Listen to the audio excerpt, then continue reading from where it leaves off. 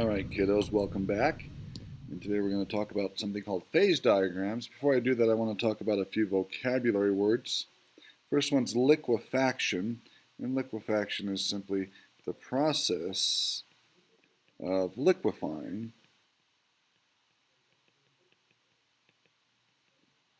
a solid or a gas. So, of course, if I want to liquefy a solid, I can increase the kinetic energy. I can heat it up. If I want to liquefy a gas, I need to do the opposite. I need to decrease the kinetic energy or cool it down. Now, specific to a liquid, I want to talk about something called critical temperature. There's a temperature above which no amount of pressure can keep a substance in its liquid form. Once you get above that temperature, it will be in its gaseous form. That temperature is called the critical temperature. So it's the temperature above which no amount of pressure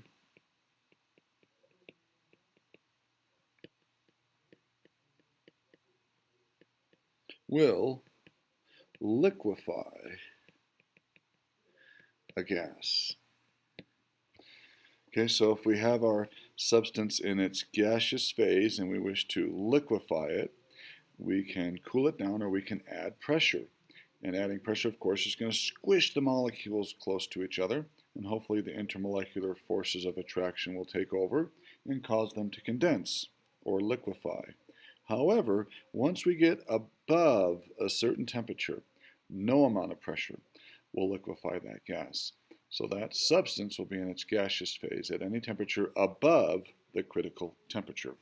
Critical temperature is symbolized with a T sub C.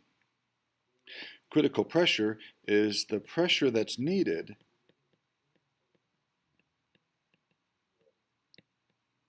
to liquefy a gas at its critical temperature. So I can liquefy a gas at its critical temperature, but not above its critical temperature. So the pressure needed to liquefy a gas at its critical temperature is called the critical pressure. Now, think about this. Which type of molecules do you think have stronger intermolecular forces of attraction? Higher attractive forces, those with a high critical temperature or those with a low critical temperature? Yeah, if you said high critical temperature, you are correct. It takes lots of energy to break them apart, and so they have stronger intermolecular forces of attraction. Now that takes us to something called phase diagrams. Now there are two variables that combine to control the phase of a substance. You know those two variables. They are pressure and what's the other? That's right, temperature. We can mess with those two variables and we can literally control what phase the substance is in. These variables can have opposite effects on a substance. For example, a temperature increase causes more liquid to vaporize, but an increase in pressure causes more vapor to condense or go from the gaseous to the liquid phase. A phase diagram is simply a graph of pressure versus temperature. And this will show the phase the substance will exist under different conditions of temperature and pressure. So let's take a look at the phase diagram for water. So you can see that at 0 degrees Celsius and 1 atmosphere of pressure, we have what's called the normal freezing point for water. And at 100 degrees Celsius and 1 atmosphere of pressure, we have the normal boiling point. Remember what normal boiling point is. It's the temperature where the vapor pressure of the liquid is equal to 1 atmosphere. Now you shouldn't be surprised that this line right here from A to B is not linear. Okay, that's our vapor pressure line. Now anything on the far left is the solid phase of the substance. Anything in the center is the liquid, and anything to the far right is the vapor phase of the substance. So if I give you a temperature and a pressure, you can tell me what phase that particular substance would be in.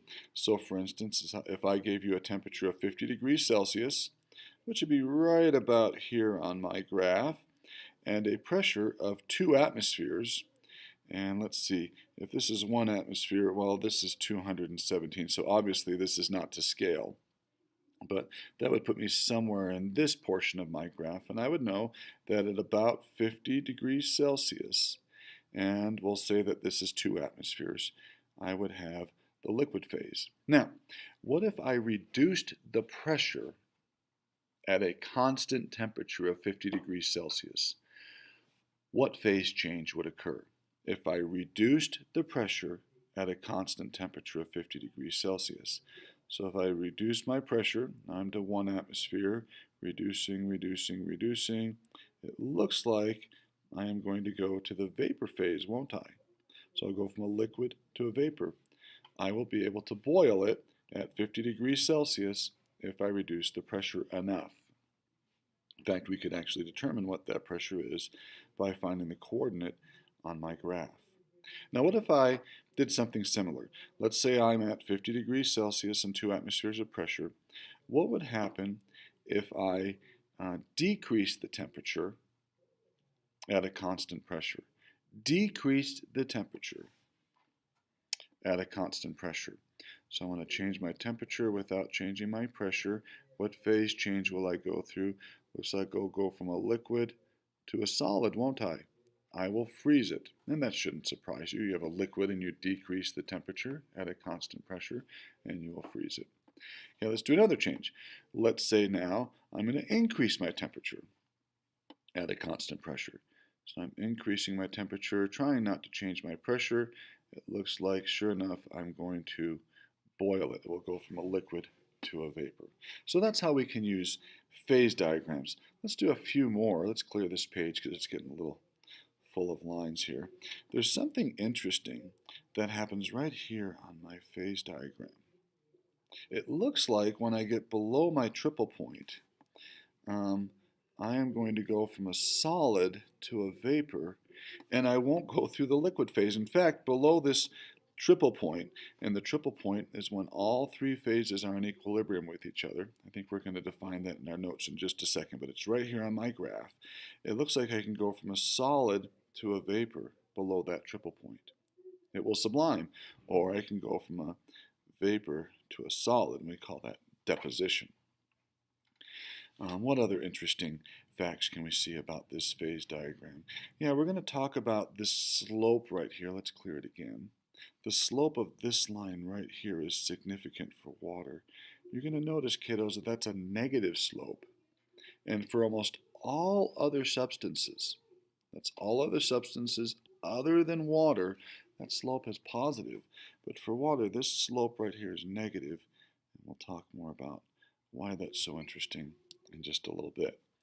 Okay, so let's take a look at a couple of things. T sub m is going to be my normal melting point.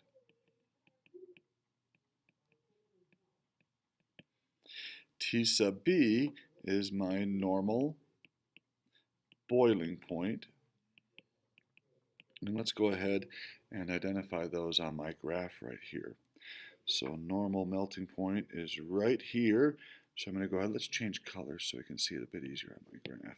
We're going to call that T sub m. And right here is my normal boiling point. We're going to call that T sub b. Alrighty, let's change colors back again. T sub c, of course, is my critical temperature.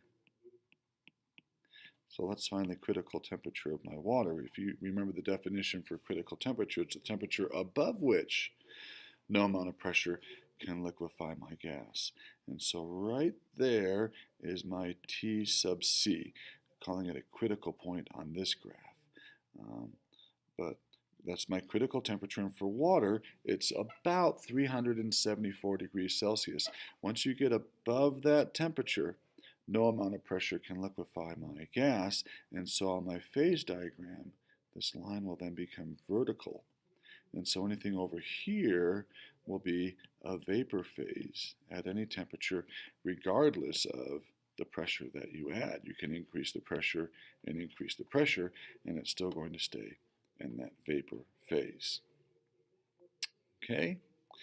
All right, and then right here, point A on my graph, we're going to label it TP, and that's my triple point.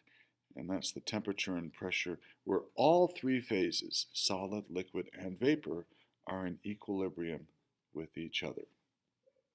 Okay, let's take a look. Here's my definition for triple point for you.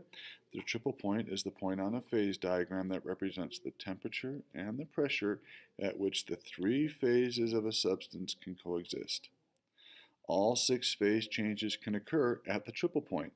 We have freezing and melting, evaporation and condensation, sublimation, and deposition. Here's the phase diagram for carbon dioxide. Here's 1 atmosphere, so this is normal pressure, standard atmospheric pressure. And when I come across and I don't change the pressure and I raise the temperature, I notice I pass this line right here at negative 78 degrees Celsius and it becomes a gas. It begins to sublime at negative 78 and 1 atmosphere. So when I'm at room temperature, which is somewhere around here on my graph, we'll say that's about 20 degrees Celsius, it looks like CO2 at standard pressure is in its gaseous phase. And that's not a surprise to you because you know that carbon dioxide is a gas at room temperature. What if I were to cool it from room temperature without changing the pressure?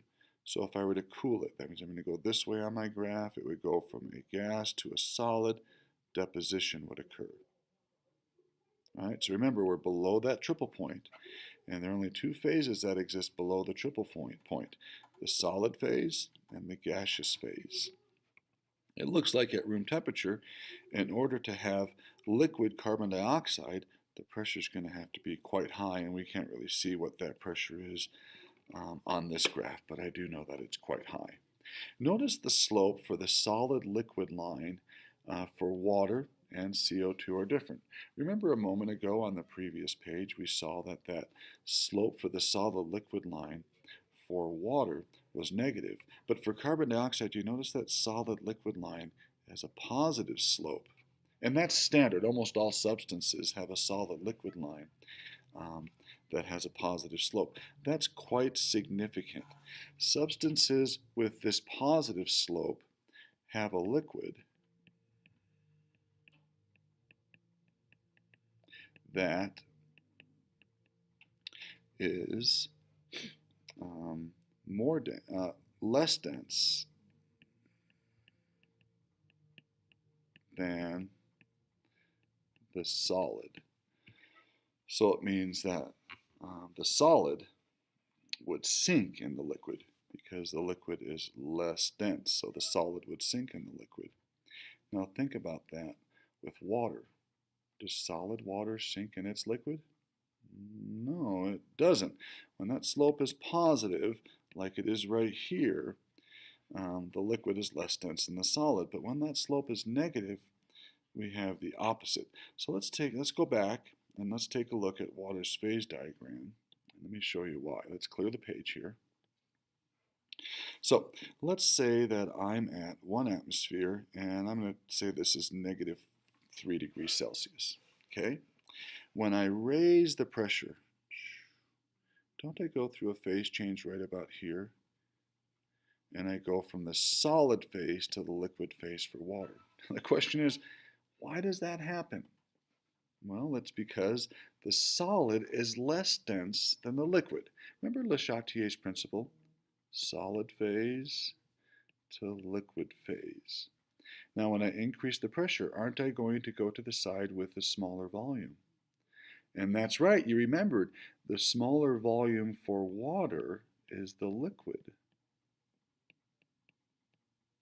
Remember, water expands when it freezes. Think about pop cans that you put in the freezer. The water in there expands and it causes them to crack or explode because the solid expands when it freezes. the liquid has the smaller volume.